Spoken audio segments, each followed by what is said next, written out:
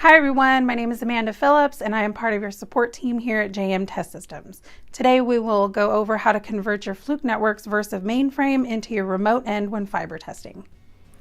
You will need 2 Versiv mainframes, 1 set of fiber optic modules already installed, such as the Certifiber Optical Loss modules.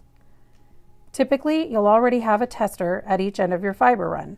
If you don't, not to worry, it's the same steps. Turn your tester on.